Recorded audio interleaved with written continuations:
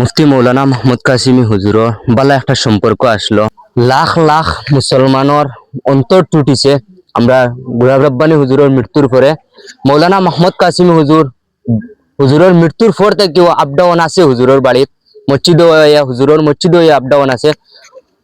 মুফতি মৌলানা মোহাম্মদ কাসিমি হুজুরের লগে কিতা সম্পর্ক আসলো বহুত মানুষে জানে না এই জিনিসগুলা। হুজুরে কইবা রব্বানী সাহেব হুজুরের লাগিয়া, আর এই বিষয়ে বহুত মানুষে জানেন না। এই বিষয়ে আপনি কিতা কইবা হুজুরের বিষয়ে?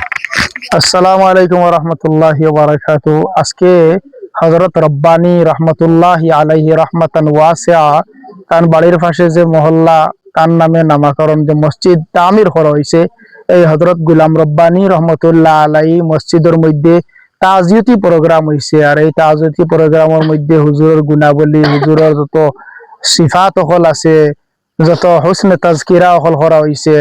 আর এটার মধ্যে বিশেষভাবে যে আলোচনা রাখছেন এই হুজুরের খলিফা, সেও হয়তো জানেন না, হযরত মৌলানা মুফতি মাহমুদ আলী সাহেব কাসিমি মাদ্দাল্লাহু ফি হায়াতি ওয়া নাফানা বিহিল ইসলাম।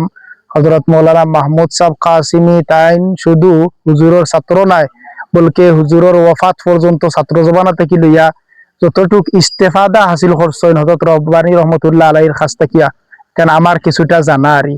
এর লাগে হযরত মৌলানা মাহমুদ আলী সাহেবের শুকরিয়া। তাই আজকে আলোচনা রাখছেন হুজুরের, আর এরপরে দোয়া হইছে, ইয়ার ইফতার মহফিল হইছে। আপনারা সবে দোয়া করবা। আর উপরি থেকে হযরত মৌলানা আব্দুর রহমান সাহেব, উনি রব্বানী সাহেব রহমতুল্লাহ আলাইহির মহব্বতে একটা খুশবুদার ফুল আনিয়া হুজুরের কবরের পাশে লাগাইয়া দিছেন, যাতে এটা খুশবু ছড়িয়া পড়তো এই এলাকার মধ্যে, বিশেষ করে এই এরিয়ার মধ্যে।